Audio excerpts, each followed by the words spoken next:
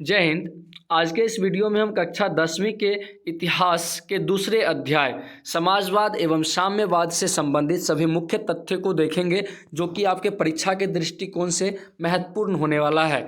इसी के तरह मैंने आपको एक एक करके पॉलिटी का संपूर्ण अध्याय समाप्त करवाया था, जिसका मैंने अपने चैनल पे एक प्लेलिस्ट भी बना दिया है। यदि आपने नहीं देखा है तो आप ज़रूर विजिट करें। मैं आपको आशा दिलाता हूं कि आपका एक भी प्रश्न एग्जाम में नहीं छूटने वाला है। इतिहास के पहले अध्याय का वीडियो कंप्लीट हो चुका है। ये जो है इस वीडियो में आपको दूसरा अध्याय कंप्लीट करवाया जाएगा और एक एक करके पूरे किताब को ख़त्म करेंगे और एक एक किताब करके पूरे सिलेबस को हम लोग ख़त्म करने वाले हैं। एक तरह से मान लीजिए आपका ये क्रैश कोर्स चल रहा है।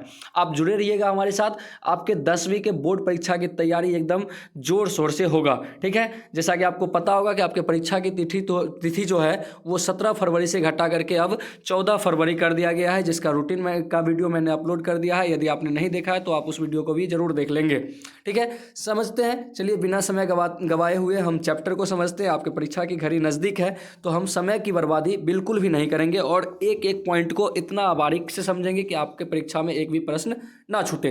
चलिए, चैप्टर का नाम है समाजवाद एवं साम्यवाद। तो हम लोग पहले समाजवाद को समझते हैं। समाजवाद क्या होता है? समाजवाद का मतलब होता है समाज में जो ऊंच नीच का जो भेदभाव होता है, यानी अमीर गरीब का जो भेदभाव होता है, वो ना होकर के संपूर्ण समाज जो है एक तरह का हो जाए। इस विचार को प्रकट करने को हम लोग समाजवाद कहते हैं। चलिए किताबी भाषा में समझते हैं। कहता है समाजवाद का पहला प्रयोग जो है वो 1827 ईस्वी में हुआ था। समाजवाद का पहला प्रयोग 1827 ईस्वी में हुआ था। इस पॉइंट को आप दिमाग में डाल लीजिएगा। समाजवाद का पहला प्रयोग जो है वो 1827 ईस्वी में हुआ था, ठीक है। उसके बाद कहता है इसका उद्देश्य जो है सामाजिक और आर्थिक समानता है। यानी समाजवाद का जो उद्देश्य होता है वो होता है कि समाज में आर्थिक और सामाजिक समानता होना चाहिए। यानी लोगों के सामने एकदम से बहुत ज़्यादा अमीरी और गरीबी का भेदभाव नहीं होना चाहिए कि एक आदमी करोड़पति है और एक आदमी भिखारी है। इस तरह का भेदभाव बिल्कुल भी नहीं होना चाहिए और समाज में सभी एक साथ होना चाहिए। इसको कहते हैं हम लोग समाजवाद। कहता है समाजवादी का मानना है कि उत्पादन निजी लाभ के लिए ना होकर समस्त समाज के लिए हो। यानी मान लीजिए कि कोई फैक्ट्री है, उसमें कुछ बनता है तो उसमें जो है वो किसी व्यक्ति विशेष का लाभ ना हो। समाजवादी कहते हैं कि किसी उत्पादन में जो है व्यक्ति विशेष का लाभ ना हो, उससे जो है समाज को भी कुछ लाभ हो, ठीक है। समाजवादी का ऐसा मानना है, ठीक है। कहता है इसमें उत्पादन के साधनों एवं पूंजी पर राज्य का नियंत्रण होता है। जहाँ पे समाजवादी विचारधारा हावी होती है वहाँ पे जो है उत्पादन के साधनों एवं पूंजी पर जो है वो राज्य का नियंत्रण होता है। हमने आपको अर्थव्यवस्था आपको नहीं पढ़ाया, लेकिन अर्थव्यवस्था जब आपको पढ़ाएंगे यानी अर्थशास्त्र पढ़ाएंगे तो उसमें आपको समझाएंगे कि दो तरह का जो होता है अर्थव्यवस्था होता है, जिसमें होता है कि आपका एक पूंजीवादी अर्थव्यवस्था होता है और एक ये क्या कहते हैं समाजवादी अर्थव्यवस्था होता है, और एक तीसरा आता है जो कि मिश्रित अर्थव्यवस्था होता है। यानी हमारे देश भारत में जो है वो मिश्रित अर्थव्यवस्था है और किसी किसी देश में पूंजीवादी अर्थव्यवस्था, जैसे अमेरिका में जो है पूंजीवादी अर्थव्यवस्था है। पूंजीवादी अर्थव्यवस्था कहने का ये मतलब कि किसी व्यक्ति विशेष के द्वारा जो है वहाँ का सारा फैक्ट्री संभाला जाता है और वो उसका जो है आय का सोर्स जो होता है उनके द्वारा कमांड किया जाता है, जिसके वजह से वो लोग खुद अमीर होते चले जाते हैं, बाकी लोगों को उसमें जो है उसके प्रभावित होना पड़ता है। लेकिन ये जो है समाजवादी अर्थव्यवस्था में क्या होता है कि सरकार के नज़र में सब कुछ होता है और सरकार जिसको मतलब जो नीचे तबके के लोग होते हैं उनको कुछ आरक्षण दे करके, कुछ सरकारी लाभ दे करके जो है उनको बराबर में लाने का प्रयास करती है, ठीक है। तो मैं समझता हूँ कि आपको समझ में आ गया होगा। यदि आप किसी भी प्रश्न को समझने में, किसी भी पॉइंट को समझने में आपको कठिनाई होती है तो आप हमारे कमेंट बॉक्स में ज़रूर लिखेंगे, अपनी राय भी ज़रूर देंगे। अपने इस वीडियो के बारे में अपनी राय को भी प्रकट करेंगे कमेंट बॉक्स के माध्यम से, ठीक है। चलिए आगे समझते हैं।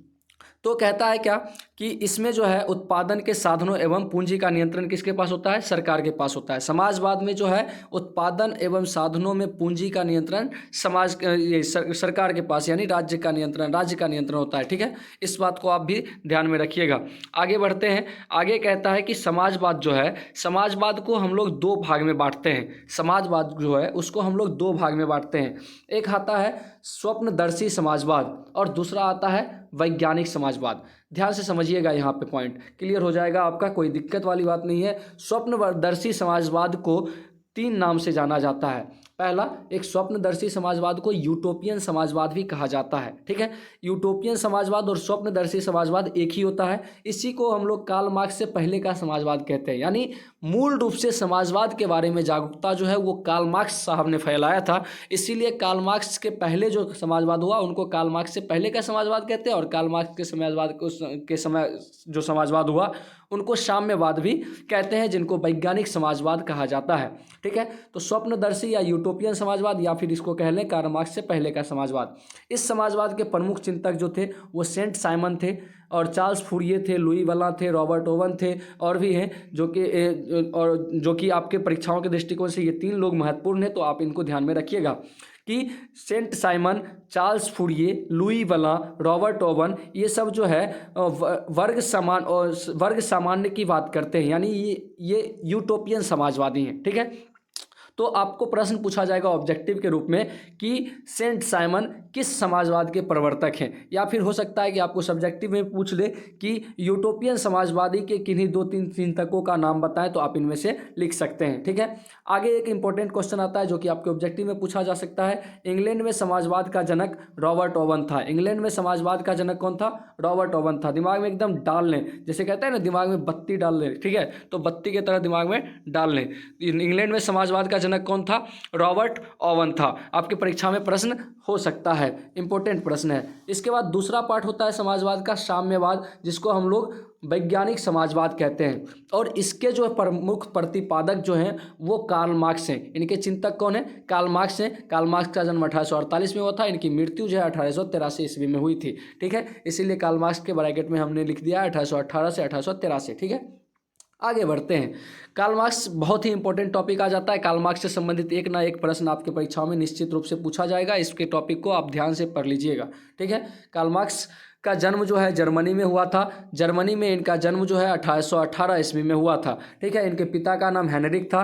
कार्ल मार्क्स के पिता का नाम हेनरिक था। इनके ऊपर जो प्रभाव था, यानी ये जो है रूसो को मानते थे, मॉन्टेस्क्यू को मानते थे और हीगेल को मानते थे। ठीक है, यानी रूसो, मॉन्टेस्क्यू और हीगेल नाम के जो दार्शनिक थे, ये 3 व्यक्ति दार्शनिक थे। ये तीनों दार्शनिक को जो है कार्ल मार्क्स पढ़ा करते थे, उनको मानते थे। जैसे आपका भी कोई लेखक फेवरेट हो सकता है। ठीक है, आजकल तो विद्यार्थियों का फेवरेट जो है लेखक के जगह क्या होता है? हीरो होता है। तो आप लोग हीरो को नहीं, लेखक को भी फेवरेट बनाइए कीजिए। ठीक है, चलिए आगे बढ़ते हैं। कार्ल मार्क्स जो है, कार्ल मार्क्स और एंगेल्स ने मिलकर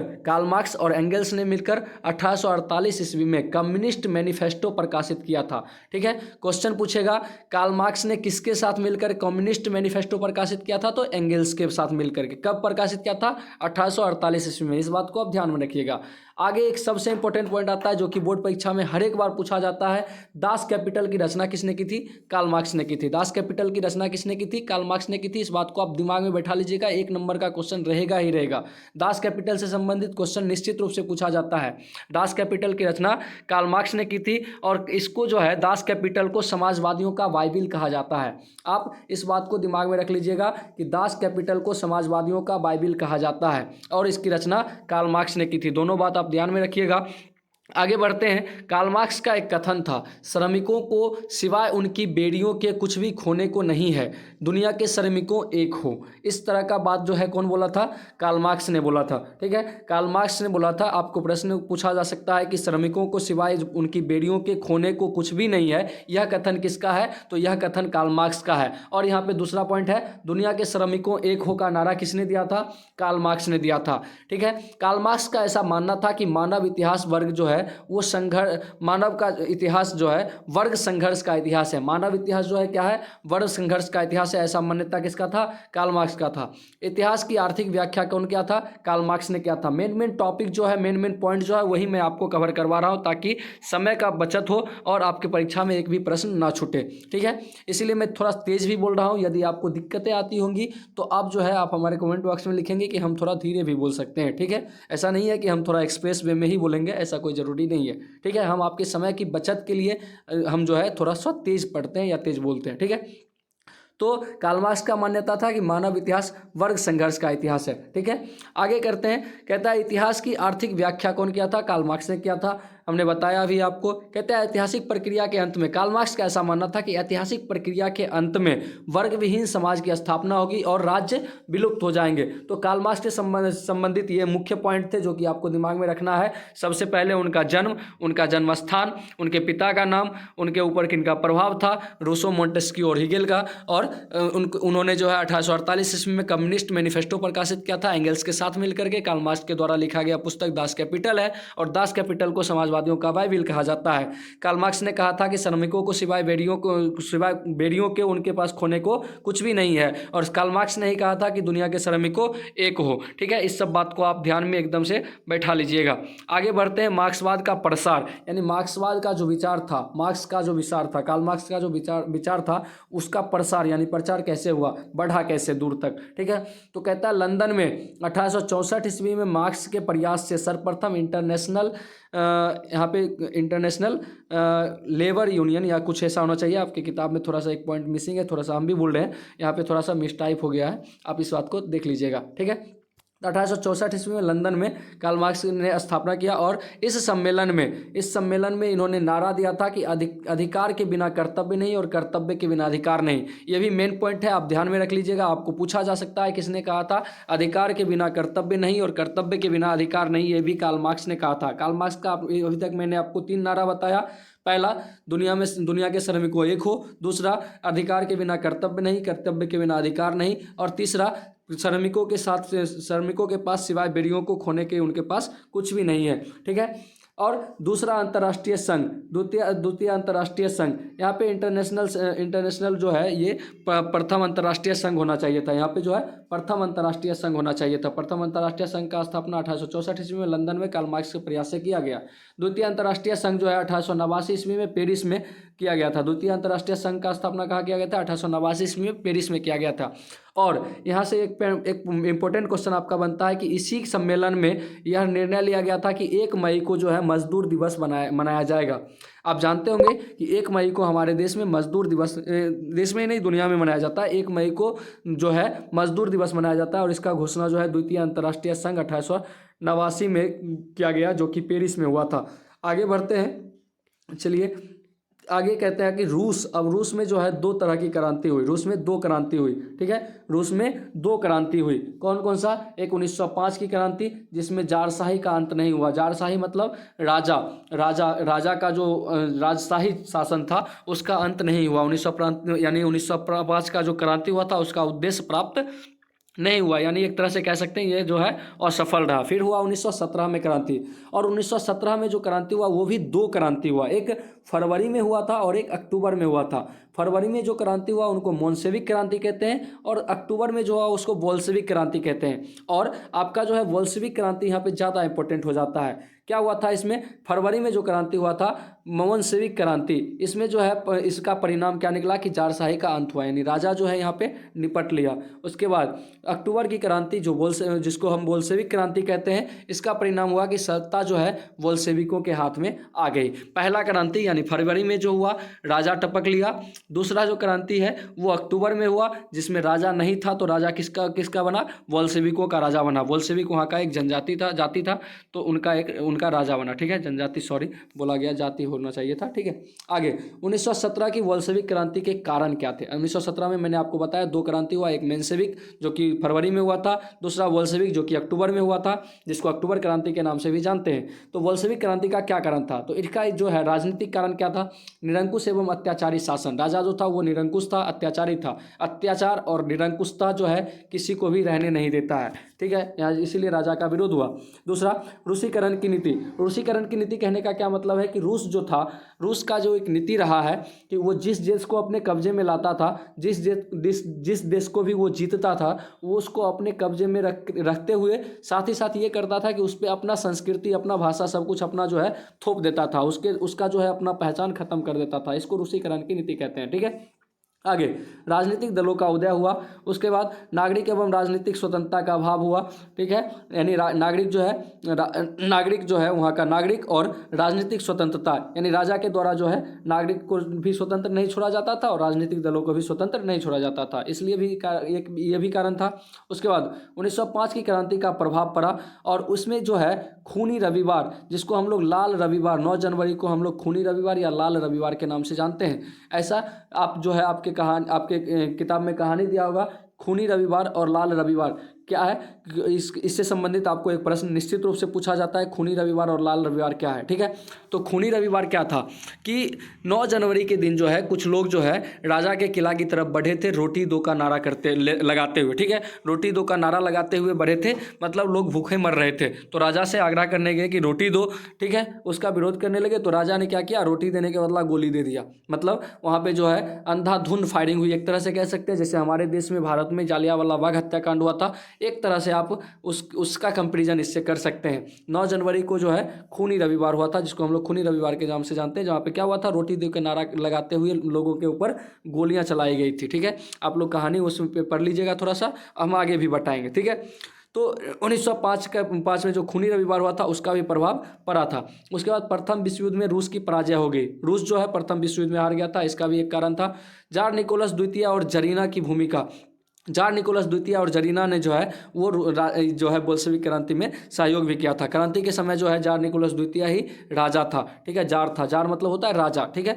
जार मतलब राजा होता है, रूस में राजा को जार कहते हैं, ठीक है। जरीना एक बदनाम पादरी रास्पुटिन के प्रभाव में थी, ठीक है। पादरी किसको कहते हैं, पादरी कहते हैं चर्च में जो रहते हैं, ठीक है। उसके बाद आगे आता है सामाजिक कारण, यानी 1917 के बोल्शेविक क्रांति का सामाजिक कारण क्या था, वो तो अभी जो हमने बताया वो राजनीतिक कारण था। दूसरा हम सामाजिक कारण क्या था, किसानों मजदूरों की दयनीय स्थिति एवं उनका विद्रोह और सुधार आंदोलन, ठीक है। यानी किसानों और मजदूरों की जो स्थिति थी वो दयनीय हो गया था, इसके वजह से लोग विरोध कर रहे थे। दूसरा धार्मिक कारण क्या, धार्मिक स्वतंत्रता की कमी थी, यानी लोगों को अपने अनुसार धर्म को मानने की स्वतंत्रता नहीं थी। जैसे हमारे देश में धर्मनिरपेक्षता, यानी किसी भी धर्म का ना हम लोग अपमान कर सकते हैं, ना किसी धर्म का विरोध कर सकते हैं, सभी धर्म अपना धर्म है, ठीक है। जिसको जो मानना है मान सकता है, कोई किसी पे ऊपर दबाव नहीं है, ठीक है। आगे आर्थिक कारण क्या था, दुर्बल आर्थिक स्थिति, यानी रूस का जो है आर्थिक स्थिति खराब हो गया था उस समय, औद्योगिकरण की समस्या हो गई थी। उसके बाद बौद्धिक कारण क्या था कि रूस में बौद्धिक जागरण हुआ, यानी लोगों को जगाया गया, समझाया गया कि हमारे ऊपर अत्याचार हो रहा है। वार एंड पीस, यहाँ से आपका प्रश्न पूछेगा, ये इंपॉर्टेंट पॉइंट है, ठीक है। यहाँ से आप ध्यान में रख लीजिए, वार एंड पीस की रचना लियो टॉल्स्टॉय ने की थी, ये आप दिमाग में रखिएगा। वार एंड पीस की रचना कौन किया था, लियो टॉल्स्टॉय ने। वार मतलब युद्ध होता है, पीस मतलब शांति होता है, इसको हिंदी में आपसे प्रश्न पूछा जा सकता है। वार एंड पीस यानी युद्ध एवं शांति की रचना किसने किया था, लियो टॉल्स्टॉय ने किया था, ये इंपॉर्टेंट प्रश्न है, ठीक है। आगे फादर एंड सन्स नामक किताब कौन ने लिखा था, तुर्गनेव ने लिखा था, ठीक है। और माँ नामक किताब जो है मैक्सिम गोर्की ने लिखा था। इन तीनों को आप याद रखिएगा, ठीक है। इस तीनों को आप अलग से याद रखिएगा क्योंकि ये ऑब्जेक्टिव में पूछा जा सकता है। वार एंड पीस की रचना Leo Tolstoy, Father and Sons का रचना जो है तुर्गनेव, और माँ की रचना जो है वो मैक्सिम गोर्की ने किया था। आगे बढ़ते हैं तो आगे क्या कहता है कि बोल्शेविक क्रांति का महत्व क्या था, ठीक है। कहता है विश्व की प्रथम सर्वहारा वर्ग की क्रांति, यानी ये जो है बोल्शेविक क्रांति का क्या महत्व था कि विश्व का जो है प्रथम सर्वहारा वर्ग का क्रांति था। सर्वहारा को आप आसान भाषा में इस तरह से समझ सकते हैं, सर्वहारा मतलब जो सब जगह से हारा, यानी जो मजदूर श्रमिक वर्ग का जो आदमी होता है उसका ये क्रांति था, ठीक है। ये इसका खास बात था।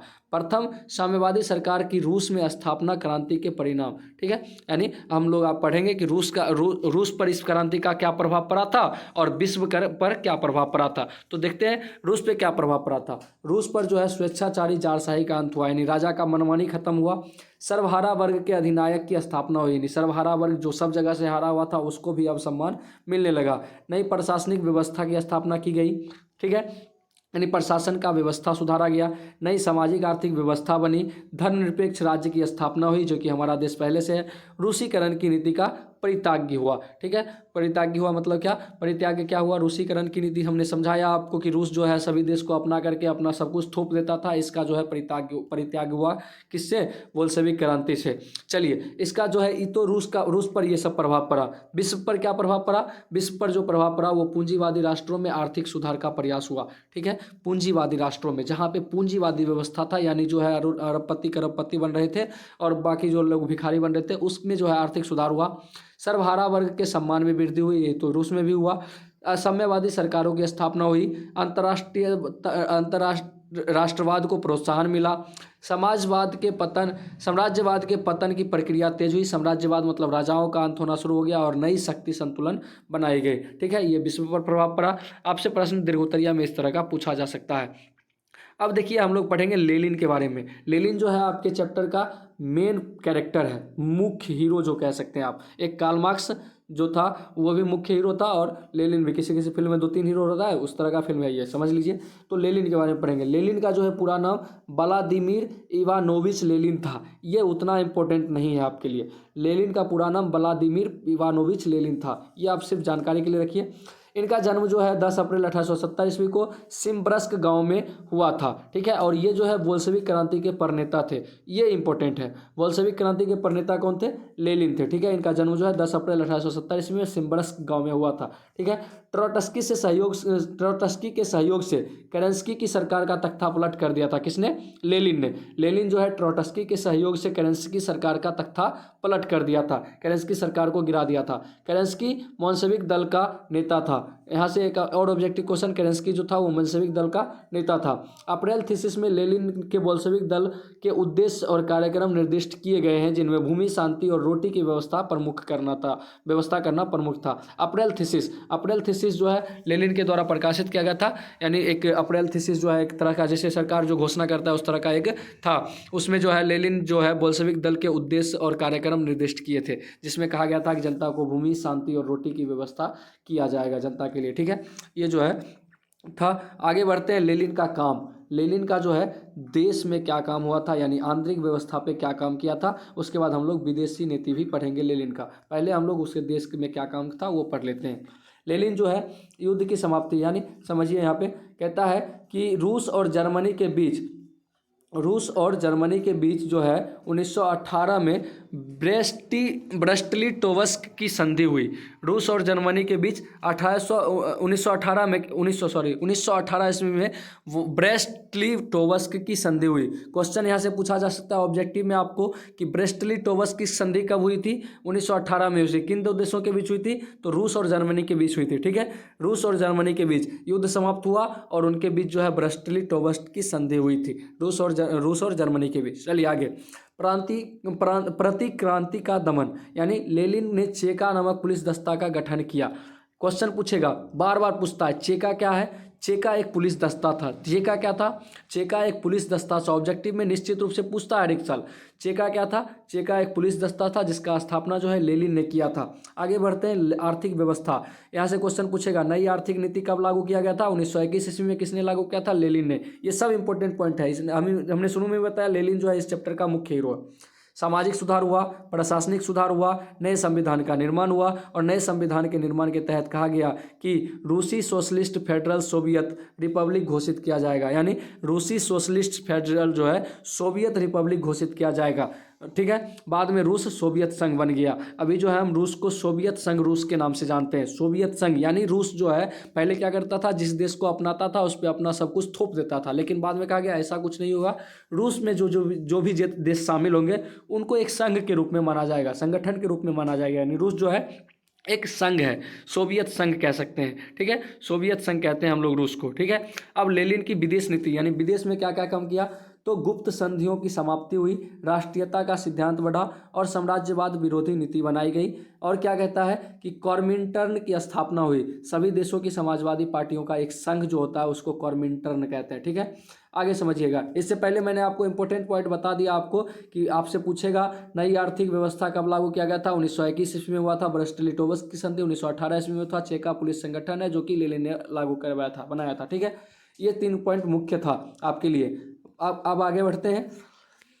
आगे कहता है कि लेनिन के बाद का रूस, ये तो लेनिन के समय का था। अब लेनिन के बाद क्या हुआ था, लेनिन के बाद क्या हुआ था, कहता है स्टालिन ने रूस की आर्थिक प्रगति के लिए प्रयास किए। लेनिन के बाद कौन आया, स्टालिन, लेनिन के बाद स्टालिन, ठीक है, लेनिन के बाद स्टालिन आया और कहता है इसने जो है आर्थिक प्रगति के लिए प्रयास किए। साथ ही उसने सर्वाधिकारवाद की स्थापना भी की, यानी सबका अधिकार, सर्वाधिकार मतलब सर्व मतलब सभी और अधिकारवाद यानी सबका अधिकार की स्थापना की। कहता है स्टालिन ने 1929 ईस्वी में 1929 से किसानों को सामूहिक कृषि फॉर्म, जिसको कोल खोज वहाँ पे कहा जाता है, इसमें खेती करने को बाध्य किया। और स्टालिन की मृत्यु 1953 ईस्वी में हो गई। खास काम इन्होंने कुछ किया नहीं ज़्यादा, तो इनका जन्म जो है स्टालिन ने 1929 ईस्वी में किसानों को सामूहिक कृषि फॉर्म कोल खोज की खेती करने को बाध्य किया। ये आपके लिए उतना खास नहीं है, आपको यहाँ पे याद रखना है स्टालिन की मृत्यु 1953 ईस्वी में हुई थी, ठीक है। और यहाँ पे आगे बढ़ते हैं। खुश्चेव और गोरबाचोव की उदारीकरण नीति, खुश्चेव और गोरबाचोव, कहता है गोरबाचोव और ग्लास्तनोस्त, जिसको ग्लास्तनोस्त जो होता है उसको खुलापन को वहाँ के भाषा में ग्लास्तनोस्त कहते हैं, और पेरेस्त्रोइका, ठीक है, पेरेस्त्रोइका का मतलब होता है पुनर्गठन की नीतियों का सोवियत संघ पर प्रतिकूल प्रभाव पड़ा, ठीक है। गोरबाचोव नाम, मिखाइल गोरबाचोव नाम का एक व्यक्ति था, जिनके द्वारा खुलापन और पुनर्गठन की नीति जो लाया गया था उसका सोवियत संघ पर प्रतिकूल प्रभाव पड़ा। खुलापन को वहाँ के भाषा में ग्लासनोस्त कहते हैं और पुनर्गठन को पेरेस्त्रोइका कहते हैं, ठीक है। दिसंबर 1991 ईस्वी में सोवियत संघ का विघटन हो गया। सोवियत संघ का विघटन कब हुआ, दिसंबर 1991 ईस्वी में हुआ, ठीक है। ईस्वी वाला पॉइंट ज़्यादा ध्यान में रखना है। अब पढ़ते हैं हम लोग नई आर्थिक नीति, जो कि आपके परीक्षा के दृष्टिकोण से भी इम्पोर्टेंट है। नई आर्थिक नीति, नई आर्थिक नीति में क्या क्या हुआ था। नई आर्थिक नीति में कहता है कि किसानों से अनाज लेने के स्थान पर एक निश्चित कर लगाया गया। यानी पहले क्या कहा जाता था, टैक्स के रूप में किसानों से अनाज ले लिया जाता था मनचाहा, जिससे क्या होता था कि किसानों को दिक्कतें होती थी, ठीक है। उसके बाद कहा गया कि लेनिन जो नई आर्थिक नीति लाया था उसमें बताया गया कि किसान से अब अनाज नहीं लिया जाएगा, एक निश्चित कर लगाया जाएगा, यानी टैक्स लगाया जाएगा, और बचा हुआ अनाज जो है वो किसान का होगा और उसका जो है किसान मनचाहा इस्तेमाल कर सकता है, चाहे खाए, वो बेचे या फेंके, उससे वो किसी को मतलब नहीं है, सरकार को मतलब उससे नहीं है। आगे सिद्धांत में जमीन राज्य की थी, फिर भी व्यवहार में जमीन किसान की हो गई। मतलब जमीन जो है राज्य के अंदर रहेगा, लेकिन खेती करने के लिए किसान को जमीन दिया जाएगा। जैसे हम लोग भी जिस जमीन का उपयोग करते हैं उस पर अधिकार हमारा होता है, लेकिन राज्य सरकार को जब भी लगेगा, देश की सरकार को जब भी लगेगा कि ये जमीन राज्य के दृष्टिकोण से इंपॉर्टेंट है या फिर देश के दृष्टिकोण से इंपॉर्टेंट है, तो हमें मुआवजा देकर के वो खाली करवाई जाती है, ठीक है। आगे समझिएगा, कहता है 20 से कम कर्मचारियों वाले उद्योगों को व्यक्तिगत रूप से चलाने का अधिकार मिल गया। नई आर्थिक नीति के तहत क्या गया, कहा गया कि 20 से कम कर्मचारी वाला जो उद्योग है, यानी छोटा मोटा जो उद्योग है उसको व्यक्तिगत रूप से कोई चला सकता है, बड़ा उद्योग को राज्य सरकार के अंतर्गत, ठीक है। कहता है उद्योगों का वर्गीकरण कर दिया गया। निर्णय और क्रियान्वयन के बारे में विभिन्न इकाइयों को काफ़ी छूट दी गई, ठीक है, यानी विभिन्न इकाइयों को काफ़ी छूट दी गई। निर्णय और क्रियान्वयन कैसे काम किया जाएगा, किस काम में क्या निर्णय लिया जाएगा, वो सब छूट दिया गया, ठीक है। आगे कहता है व्यक्तिगत संपत्ति और जीवन की बीमा भी राजकीय एजेंसी द्वारा शुरू किया गया। व्यक्तिगत संपत्ति और जीवन बीमा, जैसे जीवन बीमा में मतलब दुर्घटना बीमा होता है, क्या कहते हैं कि लाइफ इंश्योरेंस होता है, जो कि मतलब मृत्यु बीमा भी होता है, जीवन मतलब मरने के बाद जो मिलता है मुआवजा, LIC जो हम लोग करवाते हैं, इस तरह की व्यवस्था भी लेनिन की नई आर्थिक नीति में शामिल किया गया। कहता है विदेशी पूंजी भी सीमित तौर पर आमंत्रित की गई। विदेशी पूंजी मतलब विदेश से लोगों को भी बुलाया गया कि ताकि हमारे यहाँ व्यापार करे और हमारे देश का विकास हो, ठीक है। आगे बढ़ते हैं, कहता है विभिन्न स्तरों पर बैंक खोले गए। ट्रेड यूनियन को अनिवार्य सदस्यता समाप्त कर दी गई। हालांकि लेनिन, अब देखो ये सब जो है ये सब लेनिन का नीति था, लेनिन का नई आर्थिक नीति। लेकिन कहता है कि हालांकि इस लेनिन के इस नीति का जो है आलोचना किया जाता है, विरोध किया जाता है, बेकार बताया जाता है, लेकिन लेनिन ने इसका जवाब देते हुए कहा, लेनिन के समय में जो है इस नीति का विरोध हुआ था, लेकिन लेनिन ने कहा कि 3 कदम आगे बढ़कर 1 कदम पीछे हटना फिर भी हम लोग 2 कदम आगे रहने के समान है। मतलब यदि आप 3 कदम आगे बढ़ के 2 कदम पीछे भी हट जाते हैं तो हम लोग 1 कदम आगे हैं उससे, जो रुका हुआ था डर के कि हम लोग 3 कदम आगे बढ़ के फिर पीछे ही हो जाएंगे, नहीं चलेंगे, तो क्या हो गया, वो हमसे पीछे है। मतलब कहने का कि यहाँ से आप एक सीख ले, यहाँ से आपको एक क्वेश्चन पूछा जा सकता है, किसने कहा था कि 3 कदम आगे चलकर 1 कदम पीछे हटना भी 2 कदम आगे रहने के समान है। तो यहाँ से ये कथन जो है लेनिन का था और यहाँ से आप एक सीख ले सकते हैं। यदि आपको लगता है कि पूरा पोथा का पोथा किताब नहीं याद हो रहा है, पूरा फेयर कॉपी नहीं याद हो रहा है, तो आपको करना भी नहीं है। आपसे एक ही प्रश्न याद हो रहा है या 5 ही प्रश्न याद हो रहा है, करें। अगर 5 में से एक भूल भी गए तो फिर भी तो 4 प्रश्न याद हुआ ना। आप भूलने के डर से प्रश्न को याद करना छोड़ ही दीजिएगा तो फिर तो एक भी नहीं याद होगा। तो बिल्कुल भी ऐसा नहीं करना है, आपको प्रश्नों को समझना है, बनाना है और याद करना है, ठीक है। अब जैसा कि सोशल स्टडीज़ का जो सब्जेक्ट है उसमें तो ज़्यादातर समझने से ज़्यादा याद करना पड़ता है। कुछ समझते हुए याद कीजिए, समझ में आ जाएगा तो याद ऑटोमेटिक हो जाएगा। रट्टा नहीं मारना एकदम से, ये नहीं कि रटे जा रहे हैं, लाइन जुबान पे है लेकिन समझ में नहीं आ रहा है कि क्या बोल रहे हैं, ऐसा बिल्कुल भी नहीं होना चाहिए। आप जुड़े रहिएगा हमारे साथ, हम सभी चैप्टर का एक एक वीडियो अपलोड करेंगे और एक एक किताब का एक एक अध्याय समाप्त करते हुए पूरा सिलेबस आपको कवर करवाएंगे। एक तरह से आपका क्रैश कोर्स होगा ये, और इसी के साथ ये अध्याय आपका समाप्त हो जाता है। मिलते हैं किसी अगले वीडियो में किसी अगले सब्जेक्ट के साथ, तब तक के लिए जय हिंद, जय भारत।